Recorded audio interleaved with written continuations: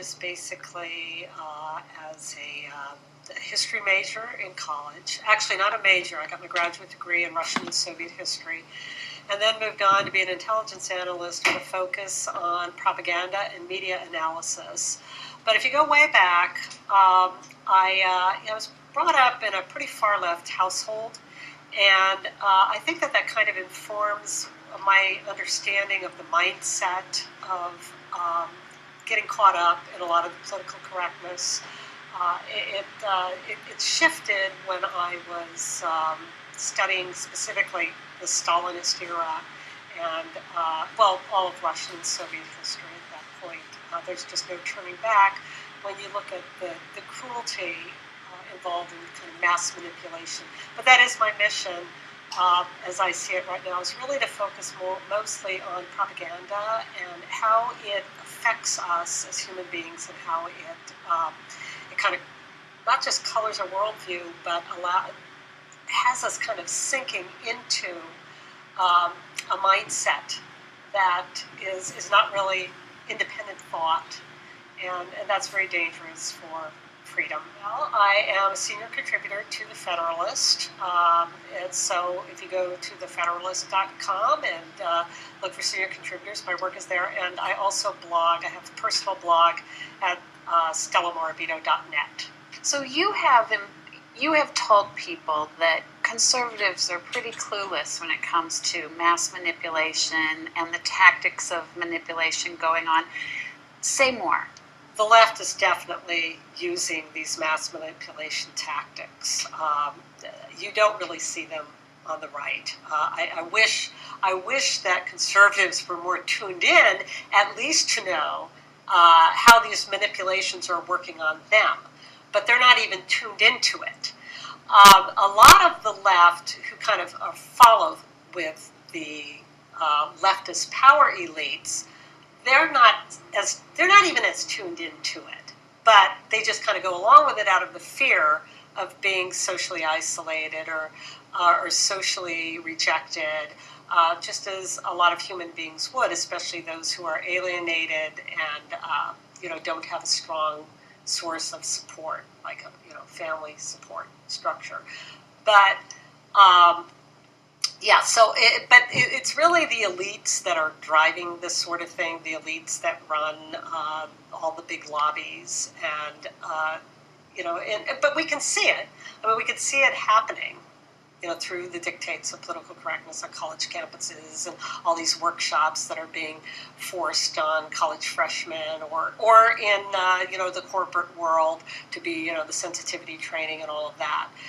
These are all indicators that we're being manipulated. Okay. Under the guise, of course, of being fair or non-discriminatory.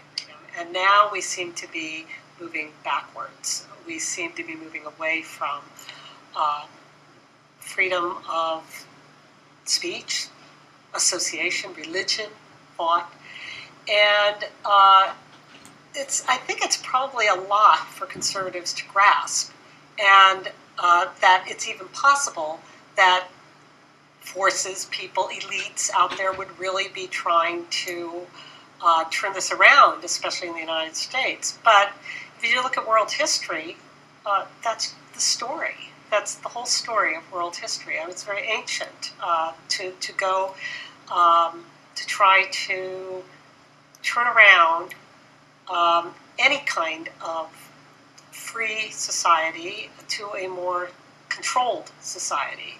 And that's what we're seeing through political correctness, which is a perfect example of how this is happening. Well, if you look at who the power elites are, they're pretty much those who control the outlets of communication.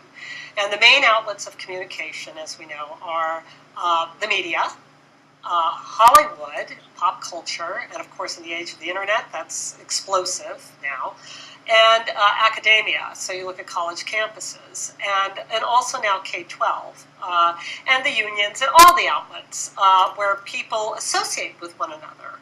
And the one thing they haven't quite gotten to completely yet is the family and other, certain institutions of faith and voluntary associations. Those are the mediating institutions that provide the buffer zone between the individual and an all-powerful state. And but those outlets, since they're pretty much, I don't want to say they're gone. I mean, the outlets are not the whole story. I think the big prize for anyone or any elite or tyrant, if you want to go through world history and look at the Hall of Infamy of all the tyrants, is really, when you get right down to it, our one-on-one personal conversations, our one-on-one relationships. That's the big prize, and that's what political correctness really aims to control.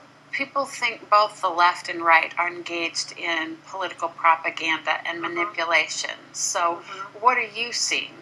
Well, what I see is two different ways of looking at reality, one of which is not reality at all.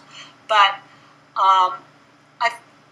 as a conservative, or as somebody who I feel is a realist, I try to look at reality as it is, human beings as they are, and we try to make sense of the world through our relationships with other people.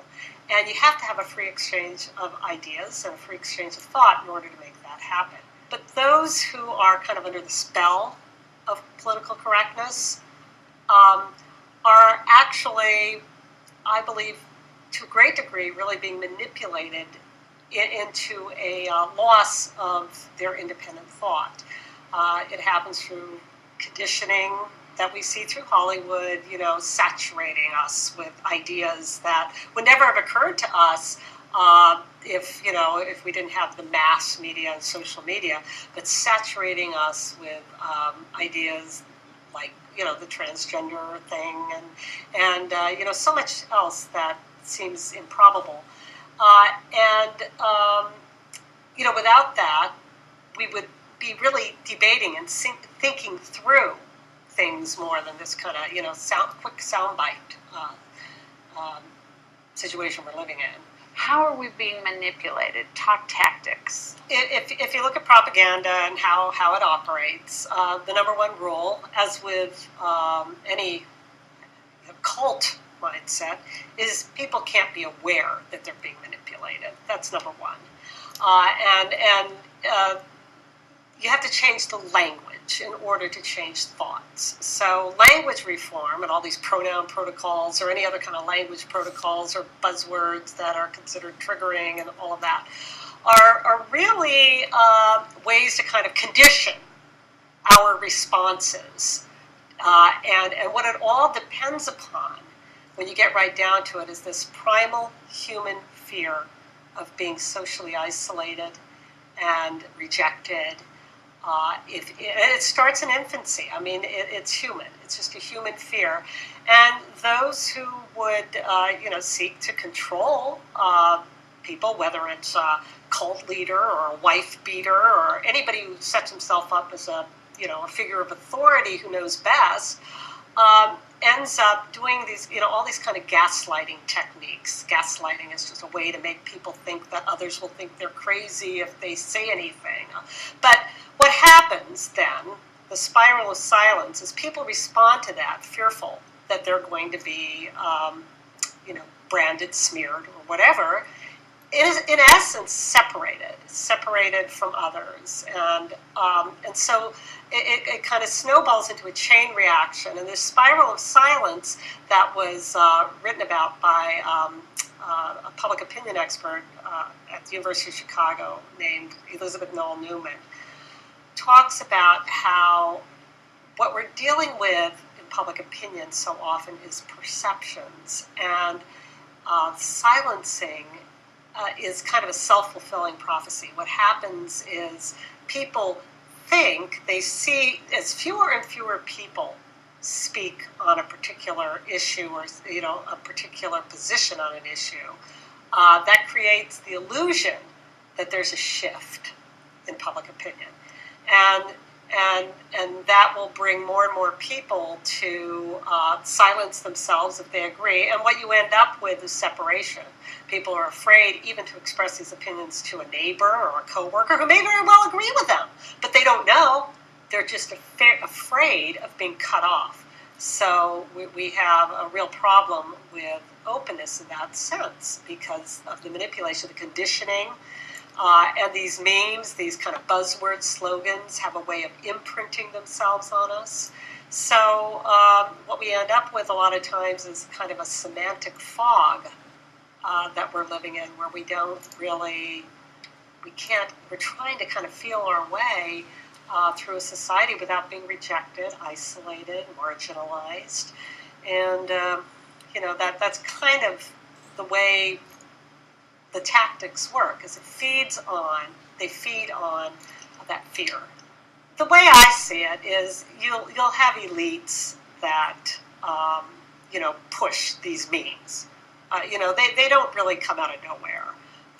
You have really, really powerful lobbies. The LGBT lobby is just one, but that have these kind of the agenda though of all these powerful lobbies, whether it's in education, the Common Core, or for Obamacare, or for the LGBT issues. The agenda, the common thread, is the consolidation of power into one central place. And, if you look at all of these things, what we're dealing with are relationships and kind of breaking down relationships.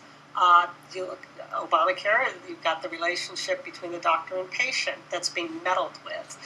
Common Core meddles with the teacher-student relationship and the parent-teacher relationship. We can go on and on about family and what same-sex marriage will be bringing us in the way of how we treat children, or how we even treat marriage in terms of that relationship. But there's a whole lot of meddling that we have not yet even begun to see in terms of the rights of children to know who their parents are, there's a lot of kind of cutting off there. But anyway, as I said before, a lot of this has to do with separation. And when we're separated from others, we're feeling the threat of separation, which is what political correctness does and what all these agendas do. We react differently. It's about mass mobilization. It's about cultivating enough ignorance and enough semantic fog so that they could bring in people who otherwise would be able and open to thinking clearly and independently about an issue, and they can't. So let's talk about the role of verbal confusion and chaos. Why is that part of anyone's agenda politically?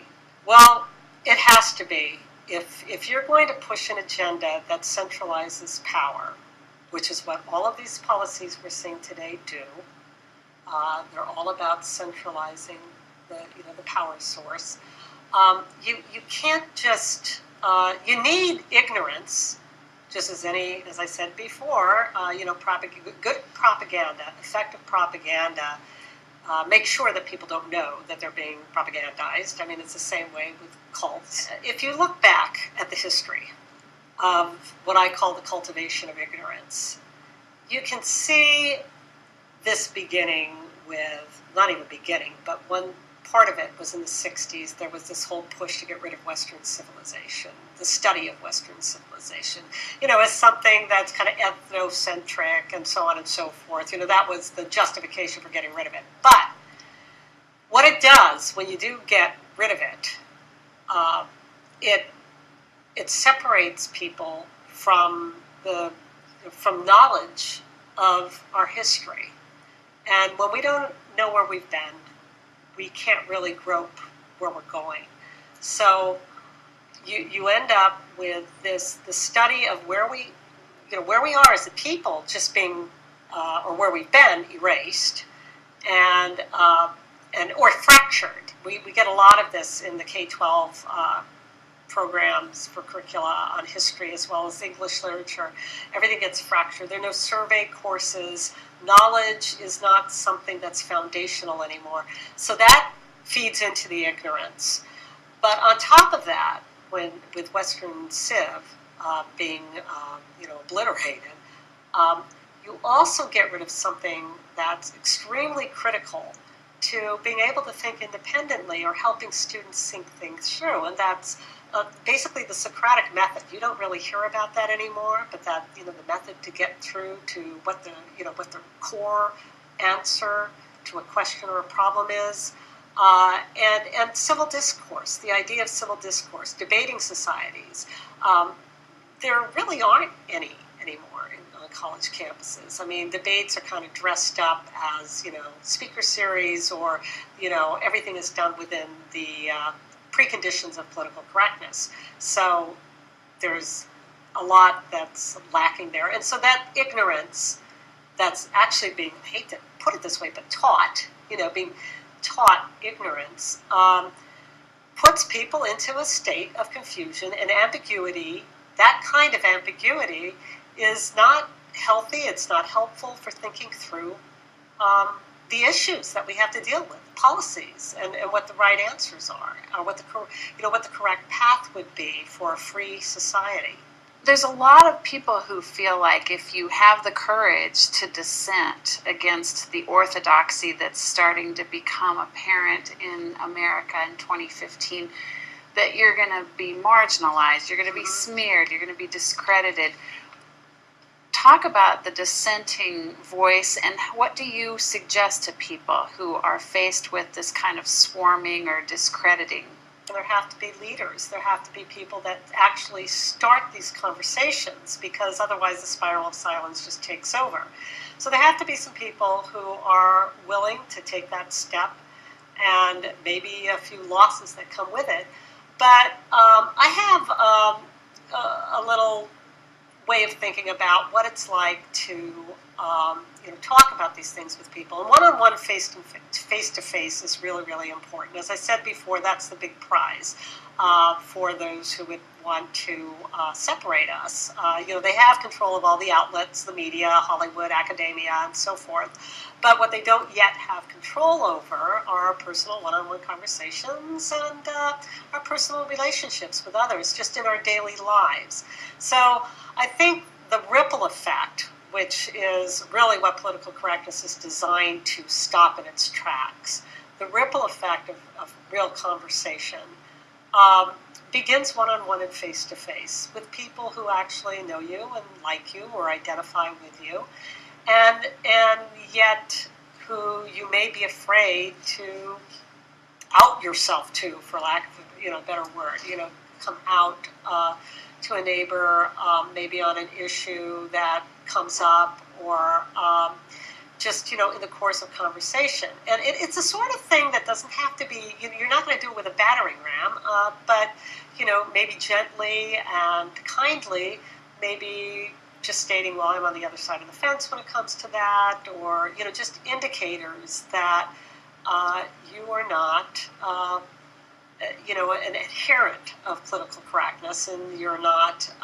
and that you have certain values that you hold dear, and that's not, they're not really up for grabs. And it's really amazing that I found that you can get one of three responses. The response most people are afraid of, that they're not going to, they're not even going to approach someone because they're afraid of being rejected, and that person disagrees with them. But the response is basically, you could end up, and this can happen frequently even, depending on where you are, with emboldening a like-minded thinker.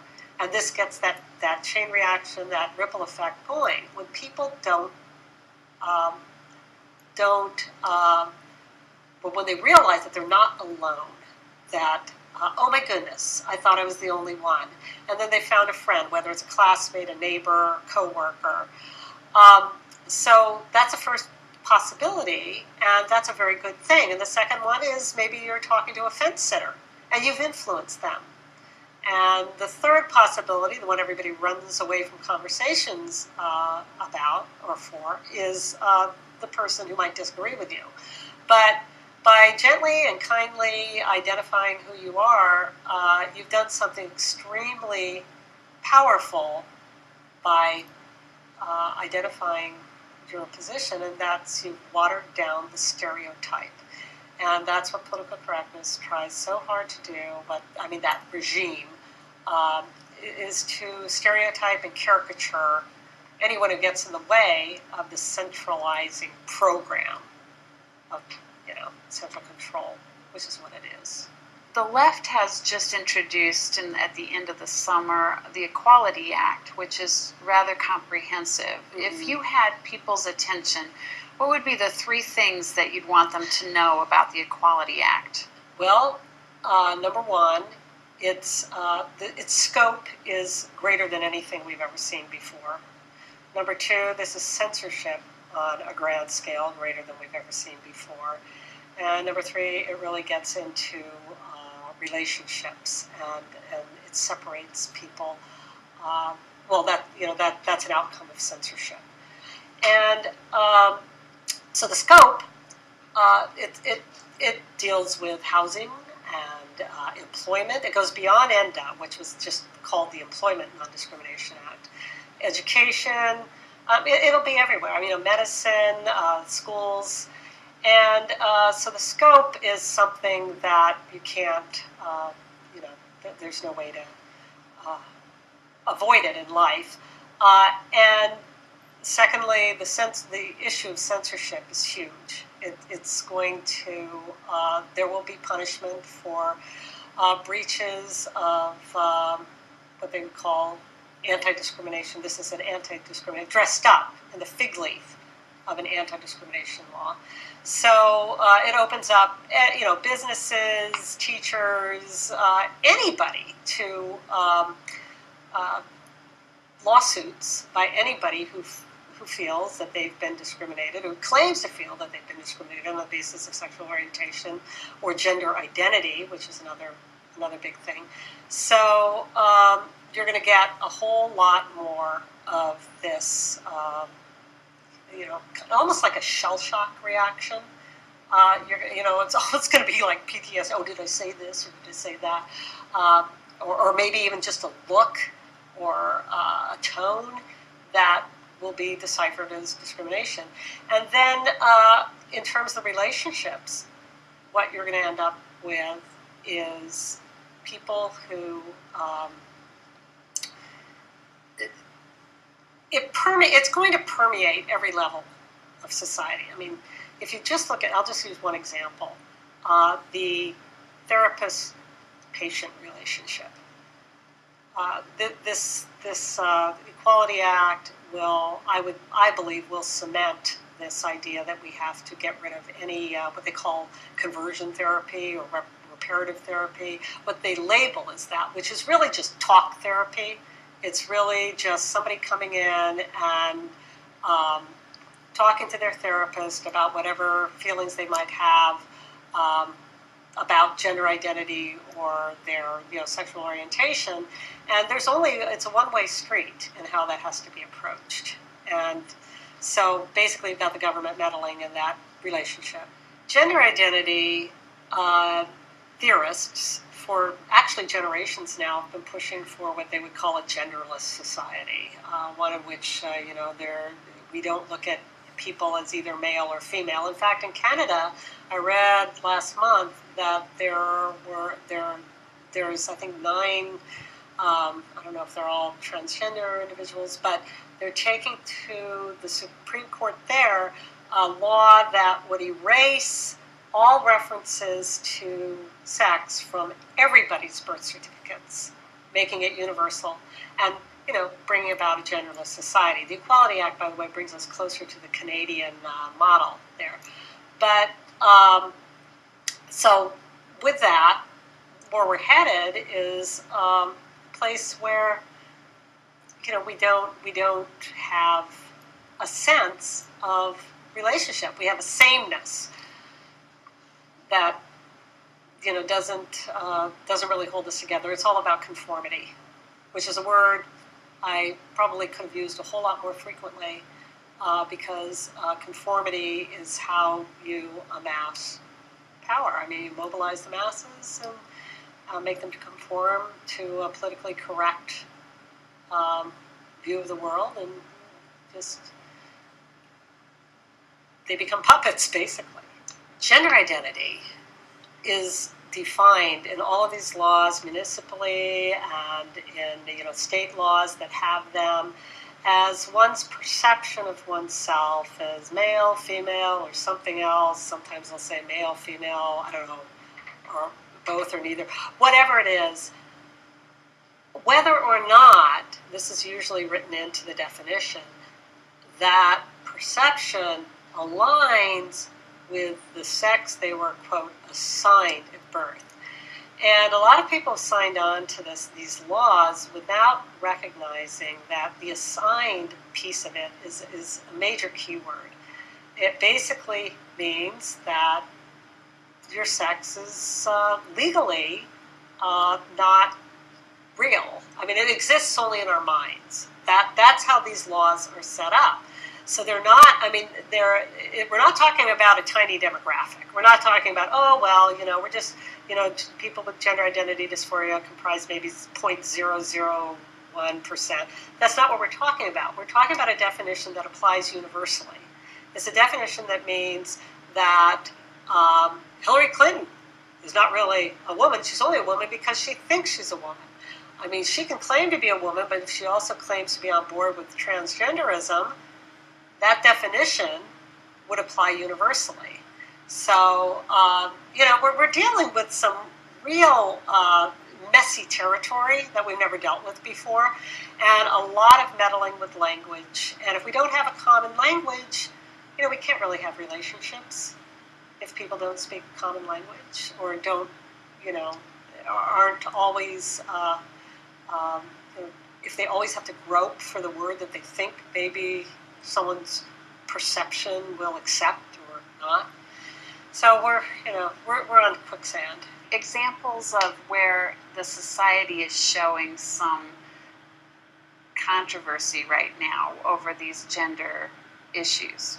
Well, if you look at Bruce Jenner, what you're dealing with is someone who, I'll be accused of a hate crime for saying it, but, is basically living out how he imagines a woman to live. I mean, he never menstruated.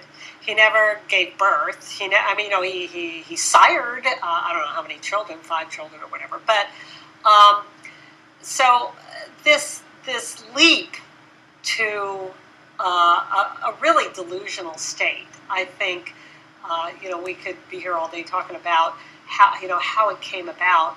But that is one manifestation of what we're dealing with. I think Camille Paglia mentioned that this is the sort of thing that has always come about as civilizations are in decline. You'll get this kind of delusional thinking and this,